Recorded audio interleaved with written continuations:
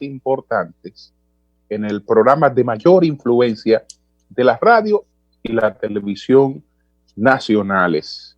En este jueves 18 de junio, año 2020, buenos días a todo el equipo del Sol de la Mañana, la audiencia de Sol, la teleaudiencia de Telefuturo, Canal 23, las personas que siguen nuestros contenidos a través de las redes sociales y las teleaudiencias de los canales 29, que es Teleuniverso, y el canal 24, que a partir de las 9 de la mañana están con el Sol de la Mañana. Buenos días a todos y a todas. Entonces, nuestra agenda es la siguiente. Señales muy preocupantes del recrudecimiento de la pandemia de COVID-19. La designación del nuevo director de cómputos de la Junta Central Electoral y el montaje de las elecciones en el exterior. Y entonces me refiero a la rueda de Fulcar y su evasión del tema sobre el que debe una explicación a la opinión pública. Entonces, esos son los temas tratando de ocupar el tiempo exactamente necesario, porque en estos días andamos escaso de tiempo en el programa, muy escaso de tiempo. Bueno, señores, miren, en primer lugar, me siento hoy más preocupado que hace tiempo con el tema del COVID-19. Señores, la posibilidad de que nos contagiemos de COVID para todos hoy son mayores que incluso al inicio de la pandemia. Y el inicio fue controlado porque nos fuimos a un confinamiento. Ahora estamos en una etapa de una desescalada en la que será muy difícil volver al confinamiento. Entonces, no tenemos de otra que manejarnos con el COVID mientras tratamos de restablecer la economía. Pero hemos vuelto a los días en que cada hora recibimos noticias distintas de personas cercanas que han sido afectadas, que han sido contagiadas por el COVID-19. Testimonio, tengo un amigo que me decía que en su empresa no había tenido un solo caso de COVID-19 y recientemente tiene 15 casos. No había tenido un solo caso y tiene 15 casos solamente en su empresa. Si nos ponemos a tomar datos sueltos, bueno, yo veía que hubo 32 internos de la penitenciaría de San Juan de la Maguana que dieron positivo. Hay 32 internos. Que el ayuntamiento de Dajabón pues hubo que cerrarlo, como ya también hubo que cerrar el ayuntamiento de Elías Piñas por caso de coronavirus. Ayer Melton Pineda reveló que en el ayuntamiento del Distrito Nacional hay más de 30 casos de coronavirus. Entonces, esto es así a nivel local, donde tenemos, por ejemplo, el caso del licenciado Luis Abinader y de su familia, de su esposa, de sus 2 hijas, que lamentablemente en el caso de Luis Abinader no ha sido como planteamos en principio, un caso asintomático. No, lo que el licenciado Abinader ha sido es un caso de aislamiento domiciliario, que hasta ahora no ha requerido reclusión en cuidados intensivos, pero sí ha estado padeciendo los síntomas del virus. Él mismo escribió un mensaje diciendo que hace 2 días que no tiene fiebres, lo que quiere decir que desde que anunció que tenía COVID-19 ha estado siendo atacado por estos eventos febriles que son parte de los síntomas de este virus, lamentablemente. Entonces, lo que estamos sintiendo, observando en el plano local y en el internacional, nos conducen a lo mismo, a lo mismo. El presidente de Honduras, Juan Orlando Hernández, tuvo que ser hospitalizado. Él y su esposa, Ana García, pues han dado positivo. Lo lamentable es que el recrudecimiento en Honduras, donde habían pocos casos, se ha producido después del inicio de la desescalada en Honduras. Después del inicio de la desescalada, un país que había reportado apenas unos 6,000 y tantos casos de COVID-19, en los días que tiene de la desescalada, se le han presentado 3,000 y tantos casos adicionales y nadie sabe cuántos casos tenga Honduras en estos momentos. Bueno, en Brasil, la última vez que me referí a Brasil, me sorprendía de 720 y tantos muertos, creo que 729, 720 y tantos muertos en un día. Bueno, señores, el reporte ahora es mucho más catastrófico. Estamos hablando de más de 1,200 muertes en un día en Brasil. Más de 1,200 muertes en un día. En Nicaragua, que se supone que el virus supuestamente había tenido una incidencia muy baja, con la muerte de Den Pastora, ahora se han desatado algunas revelaciones. Se han desatado algunas revelaciones porque Nicaragua hablaba de apenas 63 fallecidos por COVID-19. Entonces, ahora hay un comité que se llama Ciudadanos COVID-19 en Nicaragua, que ha hecho una serie de revelaciones sobre las cifras ocultas en relación con esta pandemia en Nicaragua. Oficialmente 63 muertos. 63 muertos. El comité de COVID-19 habla de 1,400 muertos en Nicaragua por COVID-19. 1,400 muertos. El gobierno habla de 63 muertos. El comité de COVID-19, de ciudadanos COVID-19, dice que nada más de médicos, de muerte de médicos, en Nicaragua se han producido la muerte de 60 médicos. En Nicaragua han fallecido 22 dirigentes sandinistas de COVID-19.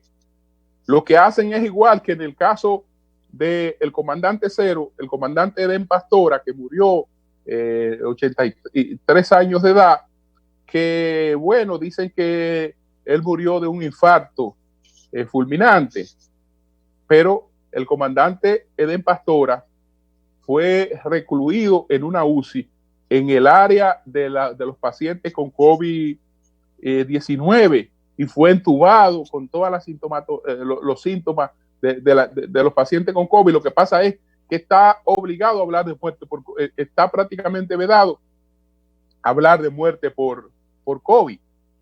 En Nicaragua hay 500 profesionales de la salud se reportan afectados de COVID-19. Y esta situación está en crecimiento. Está en crecimiento. Pasa que ahí tiene mucha influencia la señora vicepresidenta de ese país y entiende que contribuye en algo ocultando la realidad, no. Nadie contribuye a desarrollar una estrategia de enfrentamiento de esta situación ocultando realidad. Hasta ahora, una de las cosas favorables de la situación en la República Dominicana es que no ha habido un interés por ocultar realidad. El ministro se refería a centros que duran hasta 3 meses sin hacer los reportes. Eso es muy grave. Eso es sumamente grave.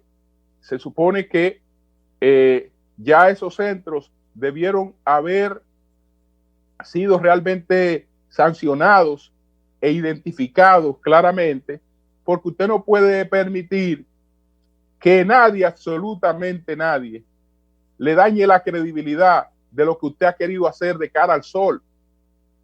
De cara al sol. Es decir, aquí eso ha habido un interés del gobierno de manejarlo de manera transparente.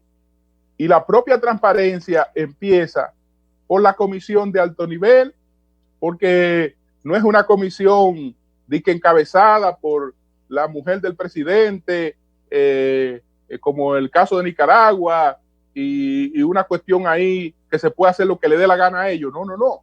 Es una comisión de alto nivel, donde hay funcionarios, pero donde hay gente del sector privado sin ningún compromiso político con el PLD, que el único compromiso que tienen es con su prestigio, que no lo van a comprometer absolutamente por nadie. Entonces aquí no hay manera de oficialmente ocultar datos. Puede haber descuido en el manejo de algún dato, pero no hay el interés específico de ocultar datos en relación con esta pandemia. Entonces, he citado estos hechos. Ayer hablamos de 18 muertos. Mire, señores, eso es demasiado para nosotros. Demasiado para nosotros, 18 muertos. Eso es demasiado. Nosotros, para como nos hemos manejado y como se ha mantenido el control de esta situación, eso es demasiado. Ayer nos fuimos por encima de los 9,000 casos en casos activos. Y ya he citado el dato, y este es un dato que no sale de invención, que a la gente que está manejando esto le preocupa un número en términos de casos activos, que es el número de los 15,000, porque han visto otros sistemas derribarse sanitarios cuando tienen por encima de los 15,000 activos. Es verdad que hay una diferencia con el principio del virus, porque ahora muchos casos son asintomáticos, y al ser asintomáticos da menos casos de gravedad, pero como quiera, el incremento de los casos incrementa la muerte e incrementa las gravedades, aunque sea en una proporción, digamos, más reducida. Entonces, señores, tenemos que poner de nuestra parte. Tenemos que andar con miedo. Tenemos que andar con miedo, porque el miedo es lo que nos genera la protección. Sí, a cada paso corremos el riesgo de contagiarnos. Tenemos que hacer prácticamente lo mismo que hacíamos al principio. No podemos estarnos reuniendo con la confianza que nos reuníamos antes, sin tomar las precauciones del lugar. El distanciamiento físico hay que mantenerlo. Hay que seguir cuidando a los mayores que tienen mayor exposición a la peligrosidad del virus. Tenemos que seguir tomando medidas porque la verdad es que estamos ante una situación sumamente difícil y en una de sus peores etapas. Eso tenemos que tomarlo realmente en cuenta. Entonces, por otra parte, me alegra mucho que los partidos políticos hayan sido capaces de ponerse de acuerdo para la designación de un nuevo director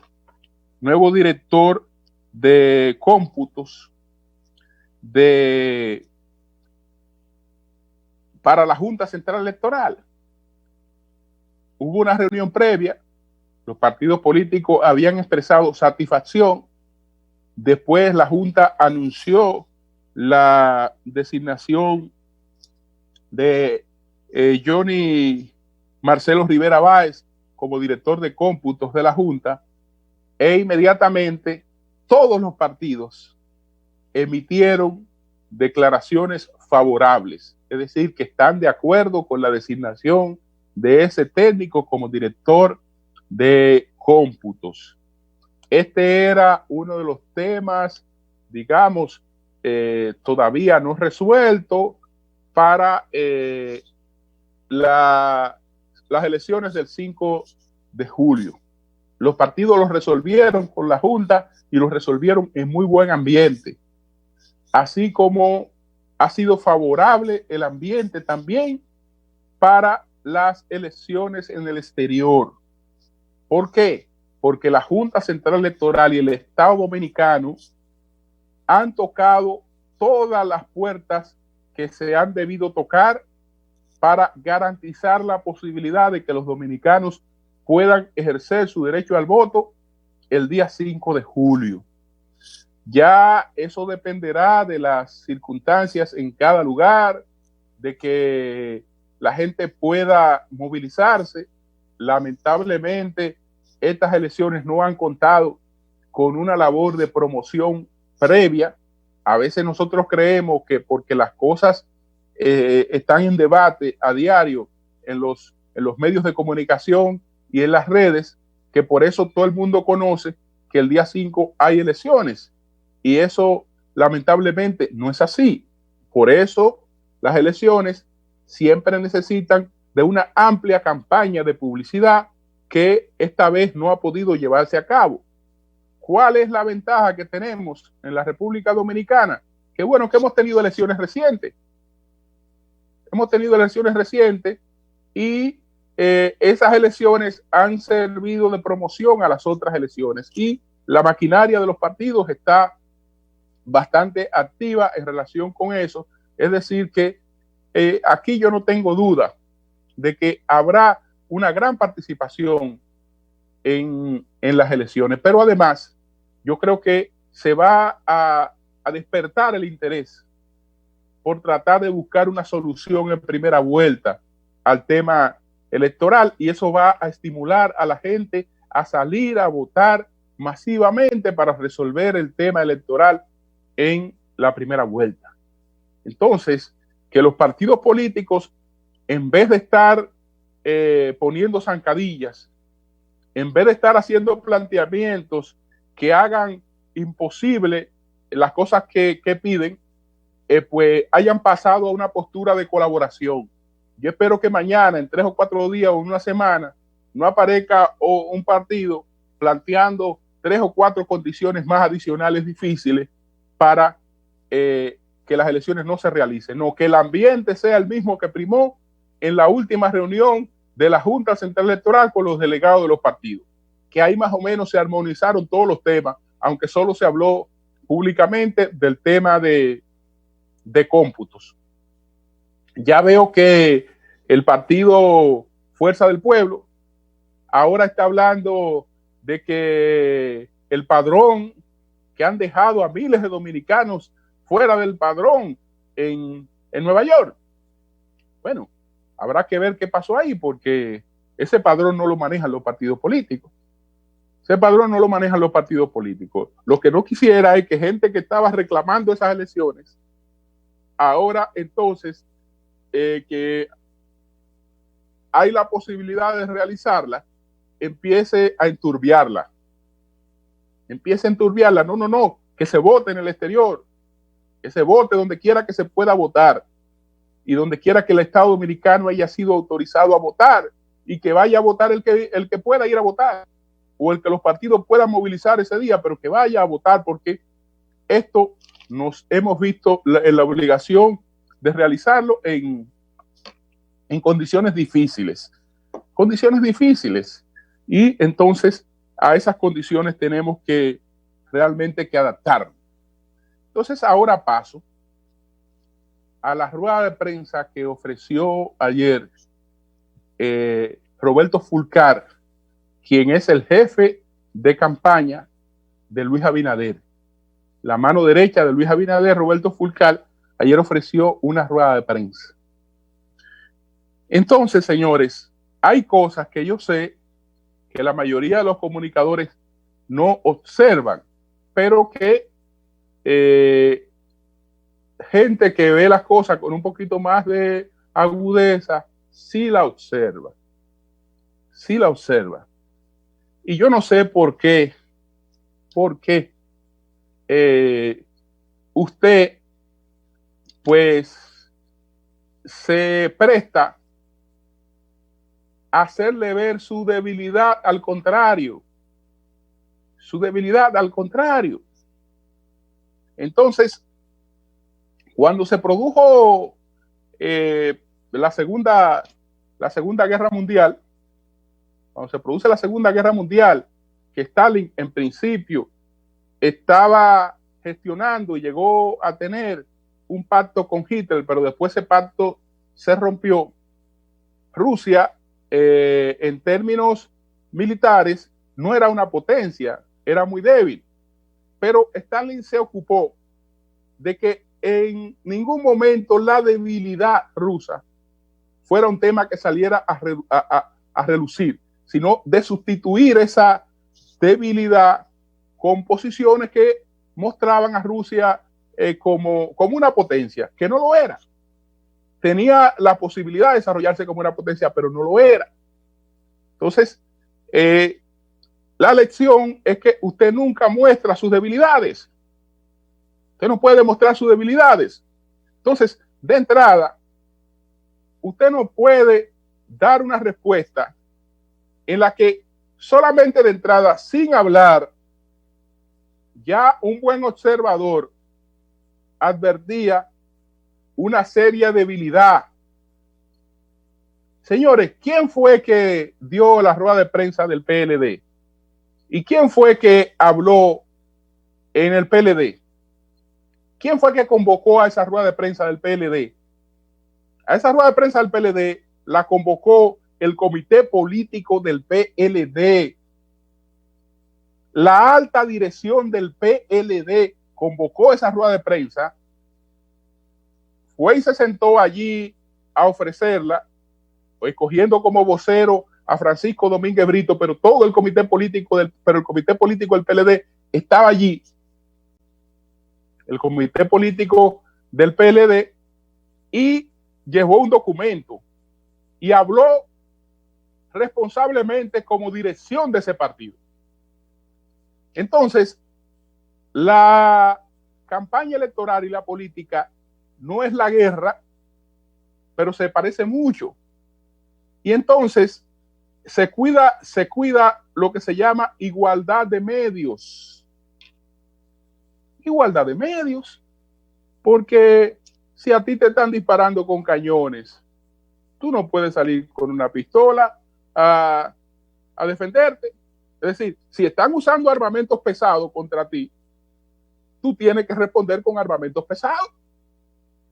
Entonces, lo primero que el observador agudo ve, dice, pero no hay ninguna respuesta al PLD.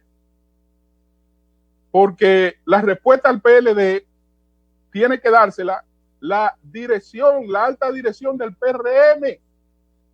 Es el PRM en términos institucionales que le tiene que responder al PLD los cuestionamientos, si es que se lo va a responder, porque puede decidir no responderlo. Pero es la alta dirección del PRM la que le corresponde responder eso.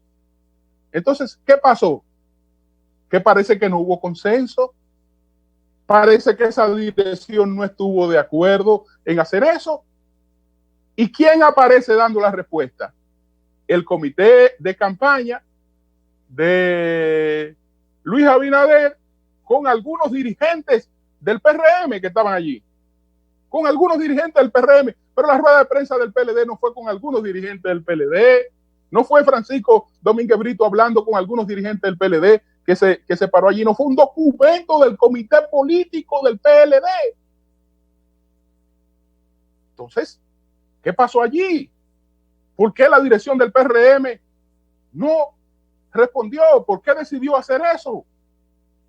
¿Por qué le sacaron los pies a Fulcar? ¿Por qué lo dejaron solo ahogarse más en este asunto? Bueno, ahí estaba Milagros Ortiz, que estaba Roberto Álvarez, que estaba Frankie García Fermín, etcétera, pero no era la dirección, no era la dirección del PRM la que le estaba dando la cara a la dirección del PLD. No. Es decir, lo que quiere decir que la evadió, le salió huyendo o consideró que ese pleito no era un pleito conveniente. O dijeron, no nos vamos a embarrar por lo que hizo Fulcar. Que Fulcar resuelva su lío. Y Fulcar trató de resolver su lío. Entonces, da esta rueda de prensa y el hombre lanza una serie de acusaciones contra el PLD y menciona muchísimas cosas, pero no hace referencia a un tema sobre el que él, como figura pública, está en la obligación de dar una explicación a la opinión pública. ¿Usted se imagina en Estados Unidos una persona que se vincula con cualquier tema, digamos, controversial, que a la hora de la hora convoca una rueda de prensa para referirse a cualquier otra cosa que no sea lo que él tiene que referirse? Porque él dijo que había desmontado las mentiras del PLD. ¿Y cómo usted desmontó las mentiras del PLD si usted ni siquiera hizo referencia a lo que el PLD planteó? No. Bueno, vamos a ver en términos generales algunas de las cosas que dijo. Por ejemplo, él habla de el caso de Brecht. Bueno, el PRM tiene que tener cuidado para hablar de ese caso. Tiene que tener mucho cuidado, porque ese no es un caso que ha involucrado solamente a gente del PLD. Hay figuras principales del PRM que lamentablemente también están involucradas en ese expediente. Entonces usted no lo puede ver como un expediente que ha afectado al PLD, porque no es verdad. No es verdad. Todo el mundo sabe que en ese expediente hay figuras importantes del PRM.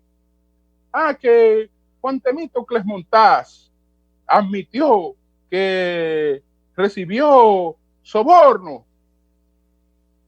Juan Temístocles Montaz lo que dijo Fulcar fue que él recibió colaboración económica para campaña de Ángel Rondón. Y que ese no era el tema que se estaba debatiendo en la justicia, porque una cosa son los aportes de campaña, claro, temo siempre, y otra cosa es los sobornos. Y él dijo, sí, yo he recibido aportes de campaña, pero si fuera por recibir aportes de campaña, entonces Luis Abinader estuviera en el expediente y estuviera todo el que ha hecho política aquí en la República Dominicana. Porque yo quiero conocer el aspirante político importante o el líder político importante aquí que no haya recibido contribución económica de Ángel Rondón, que eso no es recibir soborno de Odebrecht. Eso fue lo que dijo Temo. Entonces, el PRM estuviera de cabeza en el expediente si fuera por eso. Es decir, Temo lo que hizo fue una distinción entre lo que es la colaboración económica para una campaña y el tema que se estaba debatiendo allí, que era el tema de los sobornos. Eso fue lo que hizo. Entonces, bueno, que muchísimas patadas, que Uisoe, que esto, que lo otro, que César el abusador. Y César el abusador era candidato del PLD. César el abusador era miembro del PLD. ¿Hay alguna fotografía de César el abusador compartiendo en algún lugar con algún dirigente importante del PLD? ¿Hay algún mensaje de algún dirigente del PLD favoreciendo en algo a César el Abusador, es decir, llamando a la gente a apoyar a un narcotraficante. ¿Hay algún mensaje de algún dirigente del PLD llamando a apoyar a ese narcotraficante? En nada. Son cosas distintas. Bueno, que el individuo se movía con impunidad, que todo el mundo sabía Es verdad que ese individuo duró demasiado conociéndose lo que hacía. Naturalmente,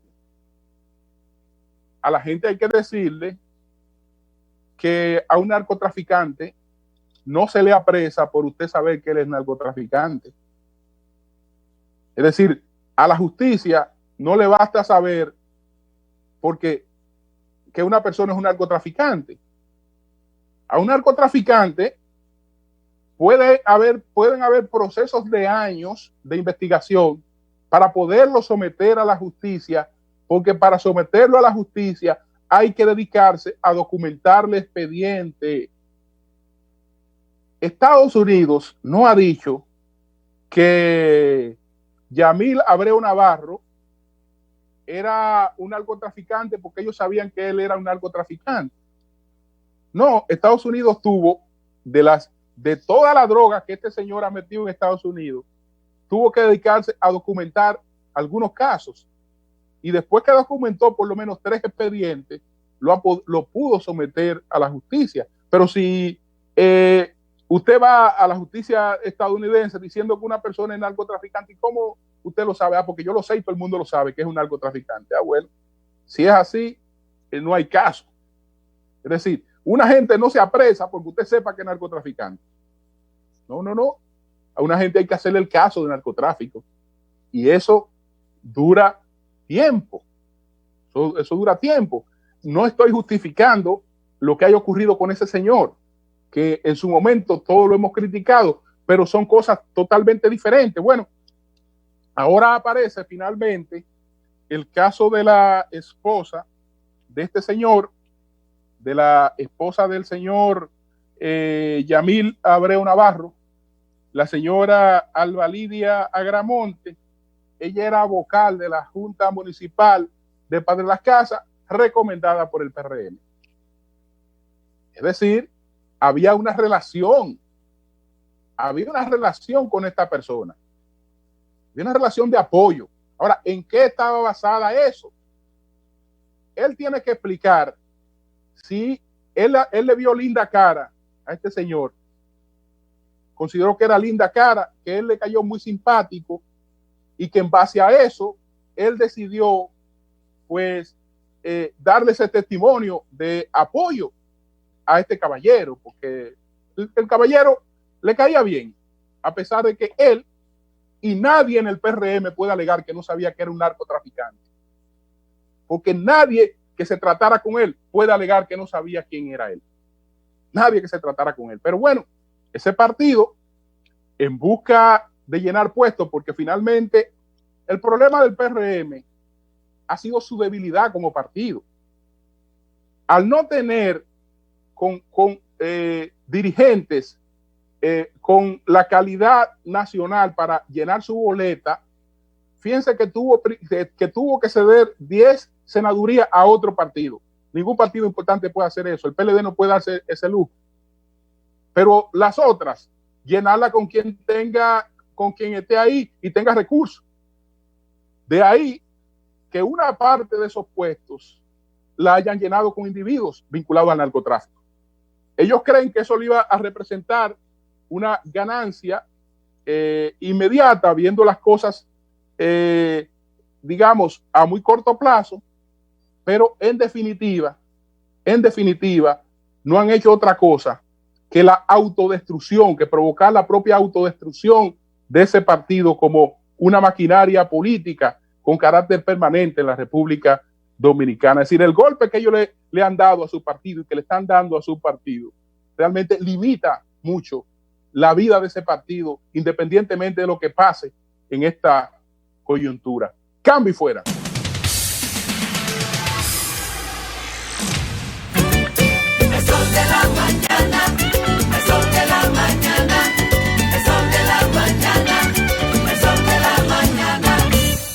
Plácida, ¿qué es la doble? Oh, profesor, eso es cuando te dan un bojote de vaina en tu misma mano tuya. Exacto, una tarjeta con ayuda para comida, luz, energía, educación y para cuidar a los mayores. Pero con el doble